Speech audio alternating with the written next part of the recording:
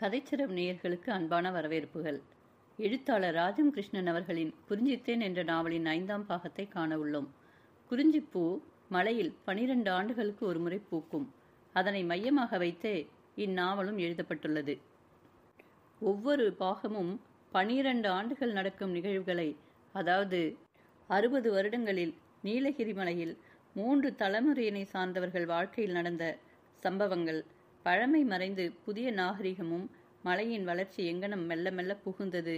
அதனால் பழமை விரும்பிகளான பழைய தலைமுறைகள் மலை வளர்ச்சி அடையும் போது தங்கள் பழமை கலாச்சாரத்திற்கு காடு அழிப்பு, இதனால் தங்களின் பண்பாடு முற்றிலும் அழிந்து விடுமோ என எண்ணி இளைய தலைமுறையினிடம் அவர்களினுடைய மனத்தாங்கல் மற்றும் மலையின் மக்களின் முன்னேற்றத்திற்கு அவசியமான அடிப்படை வசதிகளான சாலை வசதி, பள்ளிக்கூடம், விளக்கு போன்ற வசதிகள் ஏற்படுத்துவதற்கு இளைய தலைமுறைகள் முயலும் பொழுது சிலர் தங்கள் சுயலாபத்திற்காக அதை தடுப்பதும், மலைமக்களின் வளர்ச்சிக்காக கிருஷ்ணகவுடர் அனைத்தையும் சமாளித்து அம்மலையை எவ்வாறு வளர்ச்சி பாதைக்கு எடுத்துச் சென்றார் என்பதையும், இதனூடே நஞ்சன் விஜயா காதல் எங்கனம் வெற்றி பெற்றது என்பதையும் இந்நாவலில் இந்த எழுத்தாளர் சிறு இடத்தில் கூட தொய்வு இல்லாமல் மிக சுவாரஸ்யமாகவும் விறுவிறுப்பாகவும் கொண்டு சென்றுள்ளார். இக்கதை பிடித்திருந்தால் லைக் செய்யுங்கள் மற்றும் கதை கேட்கும் ஆர்வமுடைய உங்கள் சுற்றத்தாருக்கும் பகிருங்கள். உங்கள் கருத்துக்களை மறக்காமல் பதிவிடுங்கள். உங்களின் பதிவுதான் மேலும் பலருக்கு இக்கதை சென்றடைய மிக உதவியாக இருக்கும். சேனலை இதுவரை சப்ஸ்கிரைப் செய்யாதவர்கள் சேனலை சப்ஸ்கிரைப் செய்து சப்போர்ட் செய்யுங்கள். நன்றி. அதிகாரம் 7. பகை தீர ஒரே வழி. நஞ்சனுக்கு அன்று இரவு வேலை. முழங்கால் வரை மறைக்கும் ஜோடும் காதுகளை மறைக்கும் மஃப்ளருமாக அவன் சுரங்க குகைக்குள் நுழைந்த போது 8 மணி ஷிஃப்ட் முடிந்துவிட்டதன் அடையாளமாக சடபட சடபட எந்திர சத்தம் மழை பெய்து ஓய்ந்தாற் போல நின்றுவிட்டது. கீழெல்லாம் மூற்றுகளில் இருந்து கசிந்த தண்ணீர் தேங்கியிருந்தது. நடுவே பாலம் பாலமாக கற்பாறைகள் கொண்ட தள்ளுவண்டியை தண்டவாளத்தில் பேய் போல் ஒருவன் தள்ளி கொண்டு ஓடினான். உள்ளே செல்ல செல்ல வெடிமருந்தின் வேகம், கற்புடியின் புகை. ஹெல்மெட் தொப்பியணிந்த தருமன் ஷிஃப்ட் முடிந்து நஞ்சனை தாண்டி வந்தான். பெரியப்பனின் 2வது மகன் தருமன். தருமன் அங்கு வேலை செய்கிறான் என்பதை நஞ்சன் அறிவான். ஆனால் அந்த பகுதிக்கு வருவான் என்று எதிர்பார்த்திருக்கவில்லை. ஓ, இன்ஜினியர் சாரா என்ற தருமன் பல்லிடுக்கில் பீடியை வைத்துக்கொண்டு எகத்தாளமாக கேட்டான். நஞ்சன் திடுக்கிட்டார் போல அவனை ஏற இறங்க நோக்கிவிட்டு, தருமன் தானே, எப்போது இங்கே வந்தாய் என்றான். இன்றுதான் இங்கே போட்டார்கள். புது இன்ஜினியரிடம் வந்ததில் சந்தோஷம் என்றவன் முறைத்து பார்த்துவிட்டு சென்றான். வளைந்த குகை வாயில் வரை அவன் சென்று வெளியே மறையும் வரையில் நஞ்சன் ஸ்தம்பித்தார் போல நின்றான். எகத்தாளம், அலட்சியம். தருமன் திடீரென்று வேற்றுமை பாராட்டுபவனாக, மரியாதை இல்லாதவனாக எப்படியானான்? பெரியவன், தொண்டை கிழிய துவேஷ பேச்சுகள் பேசத் தெரிந்தவன். தருமன் அமைதியான அடக்கமான தம்பி என்றல்லவோ எண்ணியிருந்தான். தந்தையின் கொள்கைப்படி அவன் அணை திட்டத்தின் வேலைக்கே வந்திருக்க கூடாதே. ஷிஃப்ட் முடிந்து காலையில் குகையை விட்டு வெளியேறி வருகையில்தான் நஞ்சன் பளிச்சென்று உண்மையை தெளிய உணர்ந்தான். பாறைகள், வளைவுகள், ஆங்காங்கே வந்து கிடக்கும் பிரம்மாண்டமான குழாய்கள் முதலிய எல்லா இடங்களிலும் காணப்பட்ட அறிக்கைத்தாள்கள் அவனுக்கு பல செய்திகளை கூறின. மாபெரும் தொழிலாளர்களின் வேலை நிறுத்தம். நம்முடைய நியாயமான கோரிக்கைகள் நிராகரிக்கப்பட்டன. அதிகார வர்க்கத்தின் ஆணவத்தை வெற்றி காண தொழிலாளர் தோழரே புறப்படுங்கள் அறப்போருக்கு. அதிகார வர்க்கம் தொழிலாளர் தோழர்களுக்கும் அதிகார வர்க்கத்தினருக்கும் இடையே மாபெரும் பிளவு இருந்ததை நஞ்சன் வேலையில் சேர்ந்து சில தினங்களுக்குள்ளேயே அனுபவபூர்வமாக கண்டிருந்தான். அவன் குட்டி அதிகார வர்க்கத்தை சேர்ந்தவன் அல்லனோ. அதனால்தானோ தருமனின் பேச்சில் துவேஷமும் அலட்சியமும் எகத்தாளமும் மிதந்தன. அந்த புது பிளவு ஏற்றத்தாழ்வுகளை இணைக்கும் உறவை முறித்துவிட்டது. உறவில்லாதவரை இணைத்து புதுவிதமான சாதியை கற்பித்து விட்டது. நஞ்சனுக்கு இரவெல்லாம் கண்விழித்து காற்றோட்டம் இல்லாத சுரங்கத்துக்குள் நடமாடிய அலுப்புடன் சோர்வுடனும் கூட வேதனையும் கூடியது. காலனியில் உள்ள வீட்டுக்கு வந்தவன் முகம் கழுவிக்கொண்டு வேலையால் கேன்டீனில் இருந்து வாங்கி வந்த காஃபியை அறிந்துவிட்டு படுக்கையில் விழுந்தான். அவன் கண்ணிமைகள் படுத்த மாத்திரத்தில் அழிந்துவிட்டன. வெளியே பனிவெளியில் மிகவும் உக்கிரமாக காய்ந்து கொண்டிருந்தது. நஞ்சனை போன்றவர் 4 பேர்கள் வசிக்கும் அந்த இடத்திலேயே பகல் வேலை செய்யும் சகாக்கள் சிரிப்பு மரட்டையுமாக தடதடவென்று ஜோடிகள் ஒலிக்க வந்தார்கள். வேலைக்கார பையன்கள் கொண்டு வைத்திருந்த எடுப்பு சோற்றை உண்டுவிட்டு சென்றார்கள். வேலைக்கார பையன்கள் மீதி சோற்றை எடுத்து பாத்திரங்கள் கழுவியும் கழுவாமலும் அப்புறப்படுத்திவிட்டு வெளியறையில் அட்டகாசமாக சீட்டாடி கொண்டிருந்தனர். நஞ்சன் எதையுமே அறியான். பொழுது சாய்ந்து தேநீர் குடிக்கும் வேலை ஆகிவிட்டது. வேலைக்கார பையன்கள் சீட்டு கச்சேரி முடித்துவிட்டு சீவி சிங்காரித்துக் கொண்டு வெளியே சென்றனர். வீடு திறந்த வாயிலுடன் வெறிச்சிட்டு இருந்தது. ராமனிடம் செய்தி அனுப்பி 6 மாதங்கள் ஓடிவிட்டன. கல்லூரியும் இல்லாத நிலையில் விஜயா வீட்டுடன் வளைய வருபவளாக, பழைய உற்சாகமும் கலகலப்பும் எழுந்தவளாக பொழுதை தள்ளி வந்தாள். நடராஜன் அமெரிக்கா செல்லவில்லை. படித்த பெண்ணாயிற்றே என்று அவன் வாரத்தில் 2 அல்லது 3 முறைகள் ஹில்வியூ மாளிகைக்கு வந்து தைரியமாக அவளை நெருங்க முயற்சிகள் செய்தான். விஜயாவோ வெளிப்படையாகவே வெறுப்பை காட்டினாள். பெண் கேட்கும் பெரிய இடங்களை எல்லாம் தள்ளிவிட்டு உட்கார்ந்திருந்தால் உங்கள் ஜோகி கவுண்டர் வருவார் என்பது என்ன நிச்சயம்? அந்த பையன் வீட்டுக்கே செல்வதில்லையாம் என்று ஹட்டியிலிருந்து எவரோ கொண்டு வந்த செய்தியை வேறு ருக்மணி கிருஷ்ணகவுடரிடம் செவிகளில் போட்டு அவரை உசுப்பி விட்டாள். அவர் நோட்டம் அறிவது போலவே அன்று மரகதமலை பக்கம் கிளம்பினார். கூடவே விஜயம் வந்து அமர்ந்தாள். விஜயாவை மரகதமலையில் விட்டுவிட்டு அவர் வண்டியை திருப்பிக் கொண்டு காலனி பக்கம் வருகையிலே ராமன் எதிரே கண்டுவிட்டான். வண்டி நின்றது. என்ன ராமா, வெகு நாளாயிற்றே என்றார் கிருஷ்ணன். ஆமாம், எல்லோரும் நல்லா இருக்கிறார்களா? சுகம்தான். மாமனிடம் நீ ஒன்றும் கூறவில்லையா? அவன் முகம் இருண்டது. ஜோகி மாமன் பூமி போகிறது என்று பித்தாகி விட்டார். பெரிய மாமனுடன் சேர்ந்து கொண்டு என்னென்னவோ திட்டம் போட்டிருக்கிறாராம். ஹட்டி பக்கம் பேச்சு தெரிந்திருக்குமே உங்களுக்கு? ஆமாம், என்னவோ தொழிலாளர் வேலை நிறுத்தத்துடன் அவர்களும் சேர்ந்து எதிர்ப்பு இயக்கம் நடத்துகிறார்கள் என்று கேள்விப்பட்டேன். பாவம், மனசுக்கு கஷ்டமாக இருந்தது. வீட்டிலே என்ன சண்டை நடந்தது என்று புரியவில்லை. நஞ்சன் வீட்டுக்கே செல்ல காணோம். என்ன செய்வது? நஞ்சன் வீடு எங்கே? இங்கேதான். வாருங்கள் போகலாம். நேற்று இரவு வேலை போல இருக்கிறது. காலையில் வரும்போது கண்டேன் என்று ராமன் அவரை அழைத்துச் சென்றான். நஞ்சா, சடபட சடபடவென்ற பேரிரைச்சலில் முகமுடி அணிந்த உருவங்களிடையே மூச்சு திணறுவது போல திண்டாடிக் கொண்டிருந்த நஞ்சன் பட்டென்று கண்களை விழித்தான். கனவா நினைவா என்று ஒரு கணம் அவனுக்கு புரியவில்லை. நைட் டியூட்டியா? உடம்பு சுகமில்லையா என்று கேட்ட வண்ணம் கிருஷ்ணகவுடர் அங்கே கிடந்த நாற்காலி ஒன்றை இழுத்து கொண்டு உட்கார்ந்திருந்தார். கண்களை துடைத்துக்கொண்டு தெளிவுடன் நஞ்சன் எழுந்து உட்கார்ந்தான். அத்தான், பையன்கள் இல்லை. மணி என்ன ஆச்சு என்றான் பரபரப்புடன். மணி 4:15. சாப்பிட்டாயா? காஃபி வாங்கி வரட்டுமா? அட, இத்தனை நேரமா தூங்கிவிட்டேன். ஒருத்தனும் எழுப்பாமல் போய்விட்டானா என்றவன் எழுந்தான். பையன்கள் எவரும் இல்லை என்பதன் உணர்ந்து கொண்டான். தொடர்ந்து நைட் டியூட்டியா? இல்லை, ஒவ்வொரு வாரம் ஒரு முறை வரும். பகலுக்கு மாற முடியாதா? எல்லோரும் அப்படித்தானே நினைப்பார்கள் என்று சிரித்த நஞ்சன், உட்காருங்கள், இதோ வருகிறேன், பசி கூட தெரியாமல் தூங்கியிருக்கிறேன் என்று முகம் கழுவிக்கொள்ள சென்றான். ராமன் வெளியே சென்று கெட்டிலில் சூடான காஃபியும் தோசையும் போண்டாவும் வாங்கி வந்தான். முதலில் பகை தீர வருகிறார். இனிப்பு பண்டம் ஒன்றும் வாங்கி வரவில்லையாத்தான் என்று கூறிக்கொண்டே நஞ்சன் அவரை உபசரிக்கலானான்.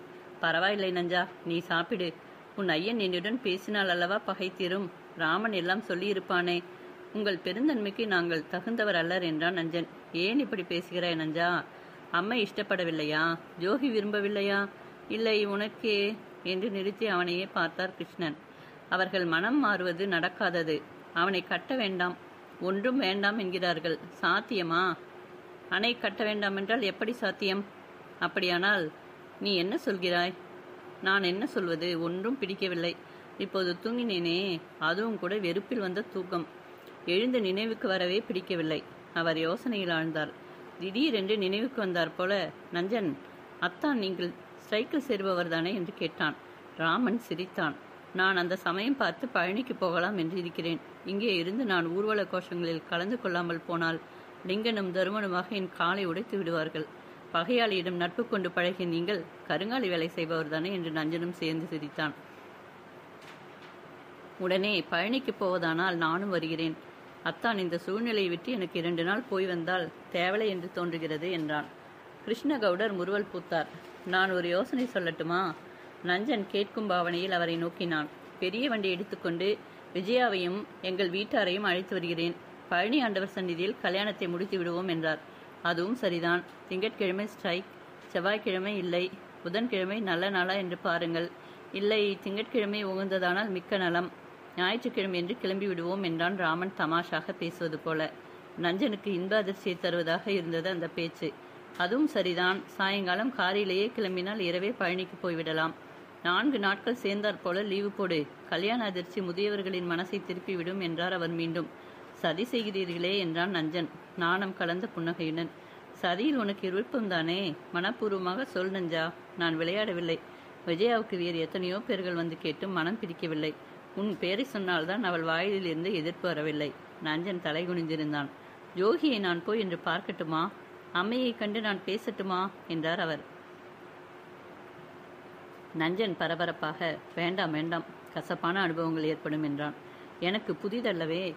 அதைவிட கசப்பாக இருக்கலாம். அப்போது ஐயன் தனியாக இருந்தார். இப்போது பெரிய பொண்ணுடைய பொறாமை நெருப்பும் அவருடைய ஏமாற்றத்தில் கனிந்த கசப்பும் கலந்து எப்படி உருவெடுக்குமோ? வேண்டாம். அம்மையின் உலகம் மிக மிக குறுகியது.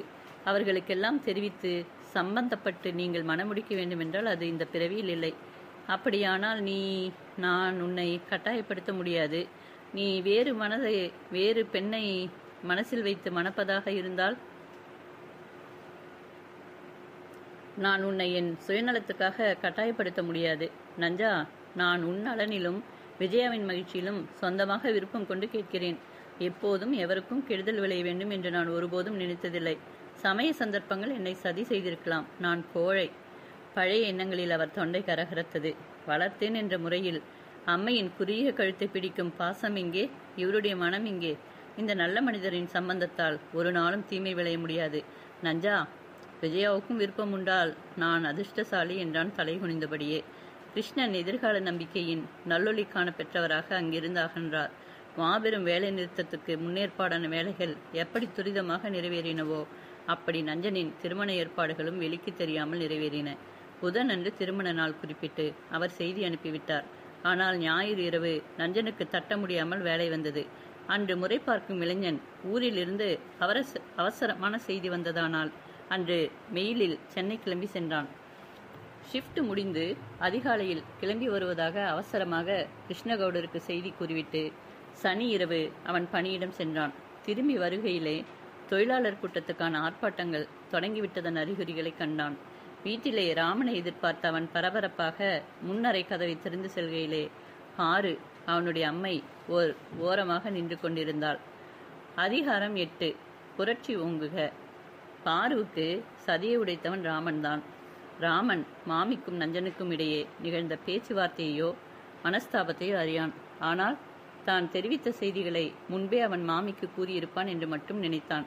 ஆனால் அவன் மீது உயிரையே வைத்திருக்கும் அம்மைக்கு தெரிவிக்காமலா நஞ்சன் மனம் புரிந்து கொள்வது? நஞ்சனின் தீர்மானம் அவனுக்கு பிடிக்கவில்லை. அது குறித்தவன் நஞ்சனிடம் பேசவும் விரும்பவில்லை. அவளுக்கு செய்தி தெரிவிப்பது தன் கடமை என்று எண்ணியே ஞாயிறன்று பிற்பகல் ராமன் மாமியை தேடி சென்றான். முன்வாயில் வெயிலில் அவள் உட்கார்ந்திருந்தாள். முன்பெல்லாம் வீட்டுக்கு எவரேனும் வந்தாலே கண்கள் ஒளிர அவள் முகம் மலரும்.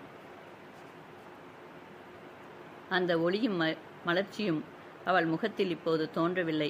ஏற்கனவே எண்ணற்ற சுருக்க கீற்றுகளை உடமையாக்கி கொண்டிருந்த அவள் முகம் பனி வெயிலுக்கு இன்னும் வற்றி எலும்புகள் முட்ட உலர்ந்து சுக்காக இருந்தது. ராமனா என்றாள். நல்லா இருக்கிறாயா என்று சம்பிரதாய கேள்விகளுக்கு கூட அவள் வாழ்வில் பசை வற்றி விட்டது. நல்லா இருக்கிறீர்களா மாமி? நல்லா இருக்கிறீர்களா? எப்படி இருக்க முடியும்? ஏக்க பெருமூச்சு ஒன்று அவள் மார்பு கூட்டை பிளந்து வந்தார் போல வந்தது. தலையை மட்டும் ஆட்டினாள். மாமன் எங்கே? மாமன் எங்கோ போகிறார், எப்போதோ வருகிறார். அவன் போனதிலிருந்து அவரும் வீட்டுக்கு சரியாக வருவதே இல்லை. ராமனின் நெஞ்சு கசிந்தது. பையன் இருந்தான். ஜோகி அண்ணனுக்கு இங்கு உறவு இருந்தது. அவன் போனான், அவரும் போகிறார். வீட்டில் நான் தான் இருக்கிறேன். நஞ்சன் வருவதே இல்லையா இங்கே? எப்போதோ வருவான். அவனுக்கு இனி அம்மை எதற்கு? அதை கூறுகையிலே அவள் கண்கள் குளமாகிவிட்டன. மாமி, ஒரு சமாசாரம் சொல்ல நான் இங்கு வந்தேன். என்னது? நஞ்சனுக்கு நாளை புதனன்று கல்யாணம். என்னது? அவள் செவிகளில் பூமியை துளைக்கும் பேரிடி விழுந்ததா? உடல் குலுங்கி அதிர்ந்தது. ராமன் பொருட்படுத்தாமல் பேசினான். கிருஷ்ணகவுடர் வீட்டு பெண்தான். நஞ்சன் அதிர்ஷ்டக்காரன். அவனை கட்டுகிறவளும் அப்படிதான். பழனிமலை வேலன் சந்நிதியில் கல்யாணம். நெஞ்சை சுருக்கிட்டு பிடிப்பது போல பந்தாக அடைத்தது அவளுக்கு. அவன் சூழ்ச்சி. அவன் வீட்டு பெண்தானே, சதிகாரி. என் மகனை உயிரோடு இழுத்து கொண்டாலே. ராமன் திடுக்கிட்டான். மாமி, பதற்றமாக பேசாதீர்கள். ராமா, எப்படியாவது நீ அந்த கல்யாணத்தை தடுத்து நிறுத்த மாட்டாயா? அந்த பாவி என் மகனை உயிரோடு இழுத்து கொள்கிறான். என் வீட்டில் பச்சை இல்லை, உயிர் இல்லை, சூனியமாக போய்விட்டது. அழாதீர்கள் மாமி. நஞ்சனின் சந்தோஷம் உங்கள் சந்தோஷம் இல்லையா? அவன் நல்ல நிலைமைக்கு வந்திருக்கிறான். நீங்கள் சந்தோஷப்பட வேண்டியிருக்க மனசு கொதிக்கலாமா? எங்களுடன் வாருங்கள், பழனிமலைக்கு போவோம். சந்தோஷமாக மனம் நடந்தால் எவ்வளவு நன்றாக இருக்கும். ஆனால் இந்த இதமான மொழிகள் எல்லாம் அவள் செவிகளில் விழுந்தால்தானே. நீதானே என்னை ஏமாற்றி சதி செய்தாய். படிக்க வைக்க நான் பணம் தருகிறேன் என்று சொல்லிவிட்டு அந்த பாவினிடம் பல்லை காட்டி என் மகனை அவர்கள் விரித்த வலைக்கு இழுத்து விட்டவன் நீ. ராமன் அவள் கத்தலை கேட்டு பதறினான். மாமி, என்ன பேச்சு நீங்கள் பேசுகிறீர்கள்? நஞ்சன் படிக்காமலே இருந்திருந்தால் நன்றாக இருக்கும். மண்ணில் பாடுபட்டு வேலை செய்வான். அப்போது மண்ணும் போயிருக்காது. அவர்கள் வலையிலும் விழ வேண்டாம். என்னை விட்டு என் பையன் போக விட மாட்டேன். ஐயோ! உடல் குலுங்கும் அவள் விம்மல்களை அவனால் காண கேட்க தாழவில்லை. ஏன் வந்தோம் என்ற நோவுடன் திரும்பிவிட்டான். அவன் சென்ற பின்புதான் பாரு தன்னையே மறந்த வெறியுடன் அணைக்காலனி பக்கம் நடந்து சென்றாள். ஒரு வீட்டு வாயிலில் நின்ற பெண்ணிடம் பாரு ஊனி குறுகி, இன்ஜினியர் நஞ்சன் வீடு எது என்று தாய்மொழியில் கேட்டாள். மேலே 4வது வீடு பாருங்கள் என்று அவள் காண்பித்தாள். அவள் காட்டிய வீட்டில் முன்வாயிலில் வேலைக்கார பையன்கள் இருவர் கோலி ஆடி கொண்டிருந்தனர். அவள் படபடப்புடன் வாயிலில் நின்றாள். யாரம்மா நீங்கள் என்றான் ஒரு பையன். இன்ஜினியர் நஞ்சன். ஓ, அவர் நைட் ஷிஃப்ட், இப்போதுதான் போனார். மணி 5:30 ஆகிறது. இனிமேல் காலையில் தான் அவர் வருவார். பகல் வேலைக்கு போனவர்கள் அணி அணியாக திரும்பிக் கொண்டிருந்தார்கள். புரிந்தும் புரியாமலும் கூசிக்கொண்டு அவள் நஞ்சன் வருகிறானோ என்று நின்றாள். காலையில் வருவார் அம்மா, போங்கள் என்று இன்னொருவன் அவளுக்கு புரிய விளக்கினான். இரவை அவள் எப்படி கழித்தாள் என்று சொல்வதற்கில்லை. அதிகாலை நேரத்திலேயே அவள் மூக்குமலையை விட்டு கிளம்பி காலனி வீட்டுக்கு வந்துவிட்டாள். சாத்தி இருந்த கதவை அவள் இடித்த போது அவளுக்கு பரிச்சயமில்லாத நஞ்சனின் சகபாடிதான் வந்து கதவை திறந்தான். அவள் ஏதும் பேசும் முன்னரே, வாங்க, நஞ்சனை தேடி வந்தீர்களா? உள்ள வாங்கம்மா, நஞ்சன் வரும் நேரம்தான் என்று அவளை முன்னறையில் அழைத்து உட்கார வைத்து விட்டு சென்றான். வேலைக்கார பையன் சூடாக காஃபி கொண்டு வந்து அவள் முன் வைத்தான். உள்ளம் பெருமிதமடைந்து தழும்ப வேண்டிய அந்த நிமிஷத்திலே அவள் வாயிற்புறமே இரு விழிகளை ஊன்றியவளாக கனமிகமாக நின்றாள். அவன் வந்தான். அலங்கோலமான தலை, கற்புழுதி படித்த உடுப்புகள், சிவந்த கண்கள். படியேறி அவன் வந்ததும் முதலாக நிமிர்ந்து அவளைத்தான் பார்த்திருக்க வேண்டும். பிடிவாதமும் முட்டாள்தனமும் பாசமும் அன்பும் கூட்டி கலந்து பார்த்தார் போன்ற வடிவினலாக அங்கே தோன்றிய அம்மையை கண்டதும் ஆத்திரப்படுவதா இறக்கப்படுவதா என்று புரியாதவன் போல அவன் நின்றான். எங்கம்மா வந்தீங்க என்றான் அதிர்ச்சியை சமாளித்து கொண்டவனாக. உனக்கே நன்றாக இருக்கிறதா நஞ்சா? நீ வீட்டுக்கு வராமல் வீடே சூனியமாக போச்சு. பேச்சு அதற்கு மேல் எழும்பவில்லை. கண்ணீர் முட்டி பேச்சை கரைத்தது. அவனுடைய சகவாடிகள் இருவரும் அந்த அழுகை குரல் கேட்டு எட்டி பார்த்தனர். அவனுடைய வாலிப உள்ளத்துக்கு அம்மை அங்கு வந்து தனக்கு அவமானத்தை தேடித் தந்தார் போல தோன்றியது. சரி, நான் வீட்டுக்கு வருகிறேனே, சொல்லி அனுப்பினால் போதாதா? நீங்கள் எதற்கு வந்தீர்கள் என்றான். இப்போது வருகிறாயா என்றால் அவள் கண்ணீரை துடைத்துக்கொண்டு. மனிதனை உயிரோடு கொன்று விடுவீர்கள் என்று எரிந்து விழுந்தான் அவன். இப்படியெல்லாம் பேசாதே நஞ்சா. நான் அன்று சொன்ன வாக்கை மீறி நீ கல்யாணம் செய்வது சரியாகுமா? அம்மை உனக்கு கெடுதலா சொல்வேன்? என்றைக்கேனும் நான் உனக்கு கேடு நினைத்திருக்கிறேனா? நீ 8 மைல் நடந்து படிக்க போகையிலே நான் பட்ட பாட்டை அறிவாயா? ஒரு நாள் நீ பட்டினியுடன் ஸ்கூல் போன போது நானும் பட்டினியாக பிச்சை கேட்க போனது தெரியுமா? உன் அம்மாவை விட்டு போகிறாயே நஞ்சா? அந்த அழுகை பிரளயத்தை ஏற்க அவனுக்கு இப்போது பொறுமை இல்லை. அந்த பிராணத்தை மீண்டும் மீண்டும் ஏனம்மா அவிழ்க்கிறீர்கள்? படித்து எல்லாம் ஆயிற்றே. அப்பப்பா, நீங்கள் என்னை படிக்கவே வைத்திருக்க வேண்டாம் என்று முணுமுணுத்தவனாக தலையை குனிந்த வண்ணம் அவன் உள்ளே சென்று விட்டான். தலையை பிடித்துக்கொண்டு கட்டிலில் உட்கார்ந்த அவனுக்கு உலகமே சுற்றினார் போல இருந்தது. கடந்த காலம், சீரில்லாத பெற்றோரின் தொடர்பு இரண்டுமே அந்த சுழற்சியில் மறக்கலாகாதா? இல்லை சீராக கூடாதா? கல்யாண செய்தி அவளுக்கு யார் கூறியிருக்கக்கூடும்? கிருஷ்ணகவுடர் போயிருப்பாரோ? அவனுடைய நண்பர்கள் காலை வேலைக்கு கிளம்பிவிட்டார்கள். வேலைக்காரன் அவளுக்கு காஃபி பலகாரம் கொண்டு வந்து வைத்தான். 2 மணி நேரம் சென்ற பின்னர் அவள் எட்டி பார்த்தாள். அவனுக்காகவே அவள் நின்றாள். நாளை மறுநாள் மணக்கோலத்தில் இருக்க வேண்டியவன் அவன். கீழ்மலை பக்கம் கிருஷ்ணகவுடரை சேர்ந்தவர்கள் ராமனுடைய வண்டியை வைத்துக்கொண்டு அவனுக்காக காத்திருப்பார்கள். என்ன செய்வான்? அம்மா, நீங்கள் நல்ல தாயாக இருந்தால் சந்தோஷமாக கல்யாணத்துக்கு என்னுடன் வாருங்கள். வீணான பிடிவாதம் செய்யாதீர்கள். இதே போல வீட்டில் நீங்கள் மருமகளுடன் சந்தோஷமாக இருக்கலாம் அம்மா. உன்னை அவர்கள் விட மாட்டார்கள் அப்பா. அம்மா, உங்களுக்கு சத்திய வாக்கு கொடுக்கிறேன். நான் அப்படி ஒரு நாளும் கட்டினவள் வீட்டுடன் உங்களை புறக்கணித்து செல்ல மாட்டேன். இப்போதே நீங்களும் கிளம்பி வாருங்கள். உங்களையும் அனாவசியமாக வருத்தி கொண்டு என்னையும் துன்புறுத்தாதீர்கள். இப்படியாம்மா உங்கள் மகன் கல்யாணம் நடக்க வேண்டும்? பையனும் சந்தோஷமாக இருந்தால் எவ்வளவு நன்றாக இருக்கும். நிச்சயமாக நீ கல்யாணமானதும் என்னை விட்டுவிட மாட்டாயே. சத்தியம், சத்தியம், சத்தியம். நான் சொல்வதை நம்புங்கள் அம்மா. உங்களை புறக்கணித்து போகும் கீழ்மகன் அல்லம்மா நான். அவனையே அவள் உற்று பார்த்தாள். சத்தியத்தை பற்றுக்கோடாக பிடித்து கொண்டு நம்பலாமா? கல்யாணம் செய்து கொண்டு இதே வீட்டில் இருப்போம் உங்களுடன். ஐயனுடன். ஐயன் நினைப்பது போல கிருஷ்ணகவுடர் நம்மை கெடுப்பவர் அல்ல. அப்படி நினைப்பது பாவம் அம்மா. சுயமாக ஐயன் நினைக்கவில்லை. பெரியப்பா நினைத்து அவரை ஆட்டி வைக்கிறார். நான் சொல்வதை நம்புங்கள் அம்மா. நான் உன்னுடன் வரட்டுமா? எத்தனை மகிழ்ச்சி தரும் செய்தி அம்மா. இதோ குளித்துவிட்டு உடைமாற்றி வருகிறேன். கீழ்மலையில் நமக்கு வண்டி காத்திருக்கும் பாரு. மாறி மாறி வரும் உணர்ச்சிகளுடன் இன்னமும் அங்கே நின்றாள். சற்றைக்கெல்லாம் வேலைக்காரனுடன் அவன் சொல்லிவிட்டு அம்மையுடன் வர கைப்பையுடன் கிளம்பினான். விஜயாவுக்கென்று அவன் ஒரு சிறு பரிசு கூட வாங்கவில்லை. இருவருமாக சாலைக்கு ஏறி வருகையிலே மலை முகடுகளில் பட்டு எதிரொலிக்கும் கோஷங்கள் செவிகளை அடைத்தன. செங்கொடியை தாங்கிய மக்கள் சாரி சாரியாக தகர கொட்டகை தலைமை அலுவலகத்திற்கு முன் எங்கிருந்து வருகிறார்கள்? அழிக அதிகாரிகள், அக்கிரமம் அழிக, நியாயமான எங்கள் உரிமைகளை மறுக்கும் அதிகார வர்க்கம் அழிக என்று பல பல கோஷங்கள். பாரு அஞ்சினாள். அவள் தொழிலாளிகளின் வேலை நிறுத்தம் பற்றி அறியாள். நிலம் தரமாட்டோம் என்று கிளர்ச்சி செய்பவர்களா அனைவரும்? நஞ்சனுடன் அவளால் ஓட முடியாது போல இருந்தது. கடலாக பெருகிய அலைமோதிய கூட்டத்தை கடந்து குறுக்கு பாதையில் நஞ்சன் கீழே இறங்கினான். அப்பப்பா, சாலையில் கீழ்மலை பக்கம் கொஞ்சமான கூட்டமா?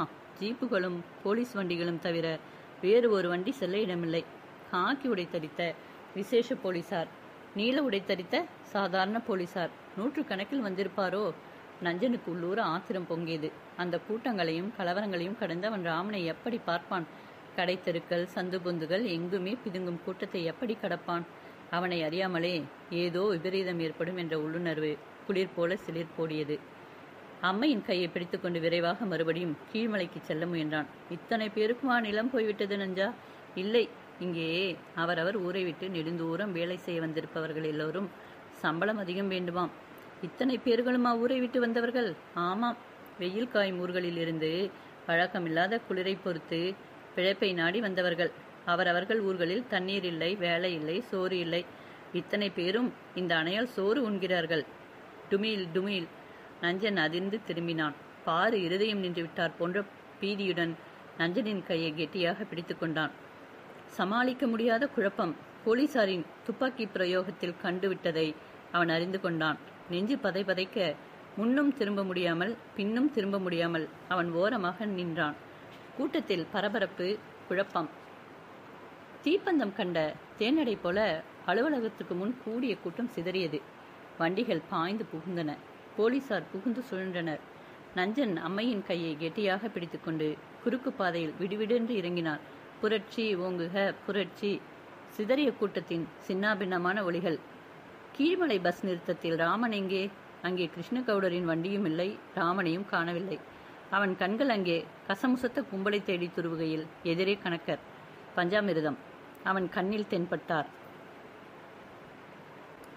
அவர் பாதையை கடக்கும் முன் ஆம்புலன்ஸ்களும் 4-5 ஜீப்புகளுமாக பாதையிலே வரிசையாக சென்றன. என்ன சார், ஷூட்டிங் செய்து விட்டார்களாமே? அநியாயம் என்று கேட்டுக்கொண்டே அவர் வந்தார். புரியவில்லை என்றான் நஞ்சன் இன்னும் கூட்டத்தை துழாவிய வண்ணம். நான் லீவு போட்டுவிட்டு பஸ்ஸில் ஊட்டிக்கு போகலாம் என்று வந்தேன் சார். முட்டாள் பயல்கள், அணை எதிர்ப்பாம், பூமியை பறித்து கொண்டதற்கு இன்றைக்கு பார்த்து இவர்களுடன் சேர்ந்து கொண்டு கூச்சல் போட்டார்களாம். குண்டு பட்டவனை தூக்கி கொண்டு ஆம்புலன்ஸ் போகிறது. பார்த்தீர்களோ இல்லையோ? குண்டு பட்டதா? ஐயனும் அந்த முட்டாள் மனிதர்களில் ஒருவராக எங்கே நின்றாரோ? அப்படி நினைக்கையில் உடலில் சிலிர்ப்பு ஓடியது நஞ்சனுக்கு. அம்மா, ராமன் இல்லை, நாம் எப்படியேனும் ஹட்டிக்கு நடந்து போய்விடும்.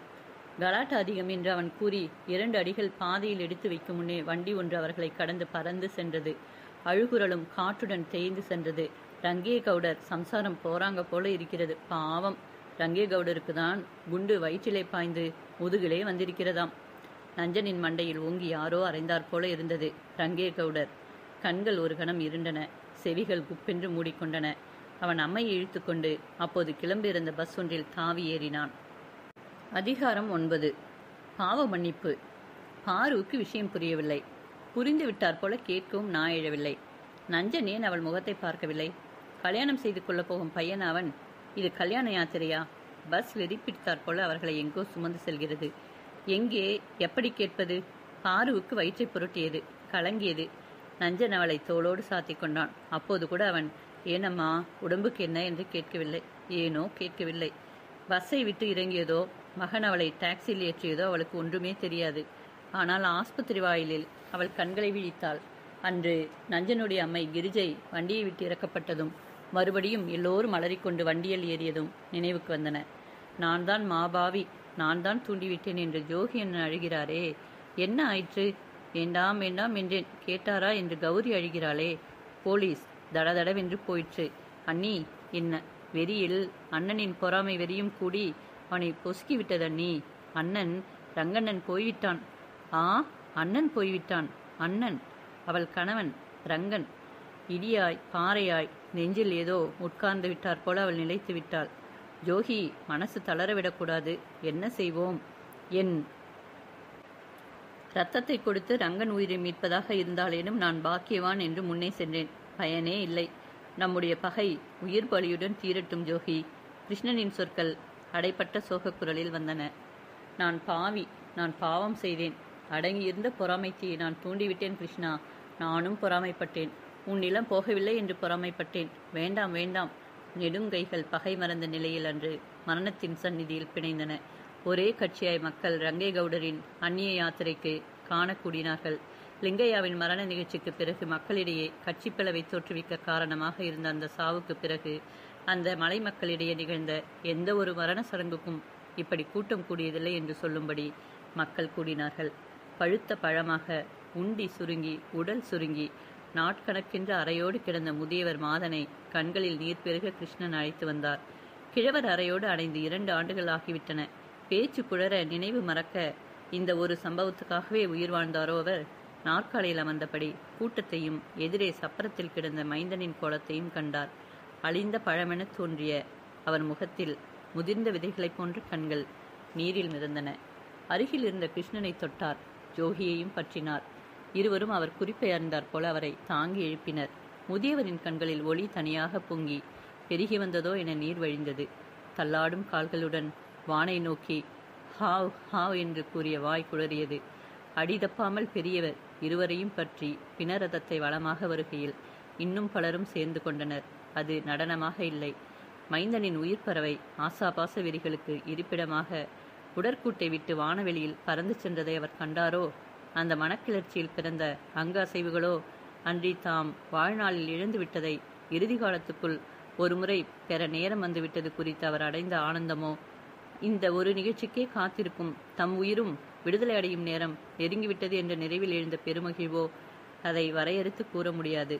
சடங்குகளில் ஒவ்வொன்றும் அன்று வெறும் சடங்காக நிறைவேற்றப்படவில்லை. மனைவியர் உட்பட இறுதி மரியாதைகளை நிறைவேற்றிய பின்னர் மயானத்தில் பாவங்களுக்கு மன்னிப்பு வேண்டும் இறுதி பிரார்த்தனை ஒன்றை படிப்பது படக மக்களின் மரணச் சடங்குகளில் முக்கியமான நிகழ்ச்சியாகும். லிங்கையாவின் மரண சடங்கில் அது ஒப்புக்குத்தான் சண்டை சச்சரவுக்கு பின் நிறைவேற்றப்பட்டது. ஏன் பாவ மன்னிப்புக்கான அந்த பாடல் வேறு எந்த சந்தர்ப்பத்திலும் அத்தனை உருக்கமாக பாடப்பட்டிருக்கவில்லை என்று தோன்றும் வகையில் ஜோகியே அதை பாடினார். முன்னோர் செய்த பாவம், மூத்தோர் செய்த பாவம், தான் செய்த பாவம், தமையார் செய்த பாவம் எல்லாம் விலகட்டும். கோல் மூட்டி பகை செய்த பாவம், குளிரில் விரைத்தோரை விரட்டிய பாவம், தாயாருக்கு இழைத்திட்ட பாவம், உண்ணீரை கலக்கிட்ட பாவம், ஊருக்கு பிழை செய்த பாவம் என்றெல்லாம் ஜோகி ஒவ்வொரு பாவமாக 300க்கு மேற்பட்ட பாவங்களை சொல்லி அண்ணனின் ஆன்மாவின் தூய்மையை வேண்டுகையிலே அந்த ஓர் உயிர் மட்டுமா கழுவ பெற்றது? அங்கே குழுமியிருந்த அனைவரும் தங்கள் தங்கள் கண்ணீர் கொண்டே தாம் தாம் அறிந்தும் அறியாமலும் செய்த பிழைகளை எல்லாம் கழுவினர். ஜோகி தாமே மன்னிப்பு வேண்டுபவராக ஒவ்வொரு பிழையாக பொறுக்க வேண்டினார். சற்றைக்கெல்லாம் லிங்கன் வைத்த நெருப்பு ரங்கே கவுடரின் உடலை சுட்டெரித்து கொண்டிருந்தது. கூட்டமெல்லாம் போன பின்பும் இருவர் அந்த சிதை பற்றி எரிந்து மண்ணோடு கலக்கையிலே அங்கு நின்றனர். ஒருத்தி பாரு, மற்றவர் ஜோகி. அந்த மலை மண்ணில் பிறந்து வளர்ந்து வாழ்வென்ற படுகளத்தில் போராடி வென்று தோல்வியுற்று இறுதியில் அக்னியின் வசமான அந்த உடலுக்கு உரியவனோடு பிணைந்த அவர் வாழ்வுகள் இருவரின் சிந்தையிலும் படங்களாக வந்து கொண்டிருந்தன. ரங்கன் நினைவாகிவிட்டான். 3 ஆண்டுகள் ஓடிவிட்டன. மாசி அழல்மீதி விழா நடைபெற்ற மறுநாளான அன்று மரகத மலைப்பகுதி மாமலை காணாத பெருவிழா கோலம் கொண்டிருந்தது. 5 குறிஞ்சிகளை கண்ட ஜோகி கிழவர் புல்மேட்டில் அமர்ந்து கோலாகலங்களை பார்த்த வண்ணம் இருந்தார். முழு வாழ்வின் நிறைவை கண்டுவிட்ட அவருடைய குடும்பத்தில் அவருடைய தலைமுறையை சேர்ந்த யாருமே அப்போது இல்லை. பிஞ்சு பருவ ஏமாற்றத்தில் விளைந்த பகையும் வெறியுமே வெற்றி கொண்ட அண்ணன் ரங்கன் அந்த ஹட்டி மண்ணோடு மண்ணான பிறகு பாரு அதிக காலம் உயிருடன் இருக்கவில்லை. ஆனால் அவள் வாழ்விலே ஒரு குறையும் நிரம்ப பெறாதவளாக மறையவில்லை. நஞ்சனும் விஜயாவும் அவளுடைய செல்வ மக்களாக இணைந்து இனிதே வாழக் கண்டாள். பெரிய வீட்டின் மருமகளாக ஏழைப்பெண் தேவகி கிருஷ்ணனின் தம்பி மகனுக்கு வாழ்க்கைப்பட்ட வைபவம் கண்டாள். லிங்கனும் தருமனும் தந்தையின் மரணத்துக்கு பின் விசாரணைகள் நடத்தவும் வேறு கிளர்ச்சிகளுக்கு முயலவும் முனைந்ததும் ஏதும் பெரிதாக கலவரம் அவர்களுக்கிடையே வெளியவில்லை. அதன் பின் கைக்கொண்டு கிருஷ்ணன் இரு குடும்பங்களும் எப்படியும் பிரிய முடியாத வகையில் அவர்களையும் திருமண பந்தங்களால் இணைத்து விட்டார். பாரு எல்லாவற்றையும் வாழ்நாளில் கண்டாள். கிருஷ்ணனுக்கு சொந்தமாக இருந்த கருப்பு மண்ணில் கிழங்கு பயிருக்கு களை எடுத்து கொண்டிருக்கையிலேதான் அவள் சுவாசம் நிறையுடன் அடங்கியது. மண்ணின் பெருமகளான அவளை பூமித்தாய் பெரும் கருணையுடன் எந்த ஒரு வேதனையுமின்றி தன் மடியில் இருத்தி கொண்டாள். ஜோகி தன் நினைவு திரிந்து இப்படி ஒரு விழா கூட்டம் மலை கூட கண்டிருக்கவில்லையே. இனி இருளில்லை என்ற பெரும் களிப்பு. நவபாரதத்தில் இனி விழிப்படையாத சமுதாயமில்லை என்ற வகையிலே புதுமலர்ச்சி பெற்றதை நிரூபித்துவிட்ட மலைப்பக்களின் வெற்றி கொண்டாட்டம். இனி மலையின் மடியில் பிறக்கும் மக்களின் மகத்தான ஓர் எதிர்காலத்தை வரையறுத்துவிட்ட செயல் வீரர்களை பாராட்டக்கூடியுள்ள பெருவிழா. ஜெயஸ்தம்பத்தின் மேலே பட்டொளி வீசி மூவர்ண கொடி பறந்தது. மாலை குறுகி வந்த அந்த புனித வேளையில் மக்கள் அனைவரும் கண்டுகளிக்க குமரி ஆற்றின் அணை திறக்கப் பெற்றது. கனகன கனவென்று மணிகள் ஒலிக்க, மடை திறந்து நீர் பாய்ந்து எந்திரங்கள் சுழலும் நல்லோசை செவிகளில் தேனை பாய்ச்ச, மலை முழுவதும் மின்னொளியின் சுடர் திகழும் மணி விளக்குகள் குப்பென்று பூத்தன. ஜோகியின் கண்களில் ஆனந்த கண்ணீர் மல்கியது. உள்ளம் எம்பிரானின் புகழை இசைத்தது. ஹரஹர சிவசிவ பரமேசா, ஹரஹர சிவசிவ பசவேசா. முற்றும்.